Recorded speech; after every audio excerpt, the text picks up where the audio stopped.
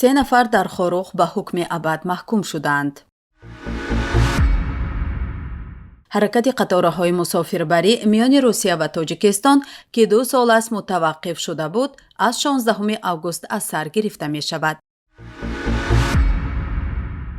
طالبان باز هم خواستار بازگردانی بولگردهای افغانستان از تاجیکستان و ازبکستان شد.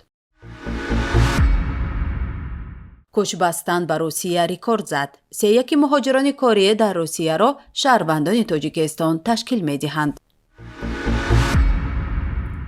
3 ساکن شهر خوروخ با اتهام دست داشتن در قتل رهبر کمیته دولتی امنیت ملی با حکم دادگاه ولایت مختار کوهستان بدخشان حبس ابد محکوم شدند.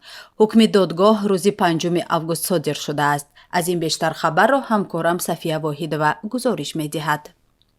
غلام علی ایونبекov، پسر طالب ایونبекov، خیری محمد دوستمحمدov و اصلان گلابov با اتهام دست داشتن 10 سال پیش سال 2012 در قتل عبدالله نظرов، رئیس کمیته دولتی امنیت ملی در بدخشان، مجرم دانسته شدند. در این باره رستم جانی، روزنامه‌نگار مستقل، 2 روز پیش خبر داده گفته بود که دادگاه حکم را روز 5 آگوست صادر کرده است. امروز این خبر را رادیوی آزادی نیز رسانه‌ای کرده نوشت که هر 3 محکوم شدگان با 4 ماده کودکس جنایی، کشتار آدم، غیرقانونی نگاه داشتن سلاح، گروگانگیری و اوباشی عیبدار دانسته شدند. گنرال عبدالله نظرов، سردار شعبه کمیته دولتی امنیت ملی در بدخشان، شام 21 ایول سال 2012 در یک بحث مشکوک مجروح شده، فردای آن روز مقامات اعلان کردند که گروه او را از اشکاشیم تا خوروخ دنبال کرده در موضع نوادک کشتند.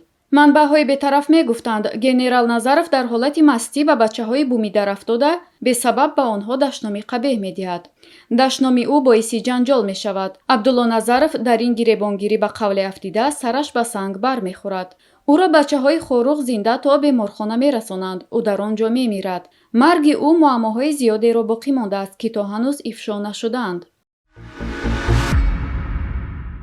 قطارهای مسافربری میان روسیه و تاجیکستان که به سبب پهن‌شوی کرونا ویروس 2 سال این طرف از ماه مارس سال 2020 از حرکت مانده بودند، از 16 آگوست به حرکت می درآیند. عظیم ابراهیم، وزیر نقلیات تاجیکستان، روز 5 آگوست در یک نشست خبری معلومات داده گفت نرخ چیپته‌های قطار حالا معلوم نشده است.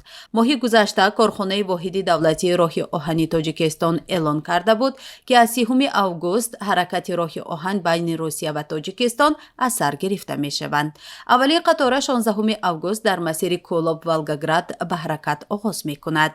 از 27 آگوست در مسیر دوشنبه ولگاگراد قطار به راه می براید. حرکت قطارها در مسیر خوجند ولگاگراد از 7 سپتامبر آغاز می شود. وزارت دفاع در حکومت طالبان بار دیگر از تاجیکستان و ازبکستان خواست چرخبال‌هایی که ماه آگوست سال گذشته به جمهوری‌های پساشوروی آسیای مرکزی ربوده شده بودند برگردانند. اما کارشناسان بر این نظرند که تا زمان اعتراف حکومت طالبان از سوی جامعه جهانی بازگردانیدن چرخبال‌ها غیر امکان خواهد بود. چرخبال‌های افغانستان اساساً در تاجیکستان و ازبکستان هستند. بنا به اطلاع خبرگزاری تولونیوس، سخنگوی وزارت دفاع طالبان عنایت الله خوارزمی روز 8 آگوست دعوا کرده که چرخبال‌ها مال مردم افغانستانند و کابل چرخبال‌های ربوده شده را به زودی دریافت خواهد کرد. خوارزمی گفته که چرخبال‌ها باید به حکومت کنونی افغانستان وزارت دفاع برگردانیده شوند. در همین حال فهیم کاهیدمینی، دیپلمات سابق افغانستان در تاجیکستان، به رسانه‌های مستقل تاجیکستان گفته که تا زمان اعتراف حکومت طالبان از سوی جامعه جهانی دریافت چرخبال‌ها غیر امکان خواهد بود. گفتنی است زمانی که طالبان شهرهای افغانستان را تصرف کردند، خلبان‌های نیروهای هوایی افغانستان در ماه آگوست سال گذشته با تقریباً 50 چرخبال و هواپیما به ازبکستان پرواز کردند. علاوه بر این بخشی از هواپیماهای نیروهای هوایی به قلمرو تاجیکستان ربوده شد. گفته می شود به ازبکستان 46 واحد هواپیمایی و به تاجیکستان 18 واحد هواپیمایی از افغانستان برده شده است. шумори муҳоҷирони корӣ ба Русия ворид шуда аз аввали моҳи апрел то охири моҳи июн ба 3 миллиону 120 ҳазор нафар расид. Ин нишондиҳанда 3% аз соли гузашта бештар буда, нишондиҳандаи рекордии семоҳаи ҳадди ақал дар 6 соли охир аст.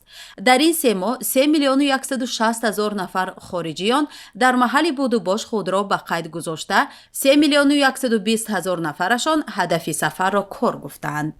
дар семоҳаи аввали соли 2022 теъдоди коргарони хориҷие ки ба Русия ворид шудаанд 2 миллиону 760 ҳазор нафарро ташкил додааст. Ин ҳам дар ҳолест ки дар семоҳаи дуюми соли 2020 бо сабаби карантини коронавирус ба Русия ҳамагӣ 330 ҳазор муҳоҷири корӣ ворид шуда буданд. гуфта мешавад тақрибан 3/1 муҳоҷирони корӣ дар Русияро шаҳрвандони Тоҷикистон ташкил медиҳанд.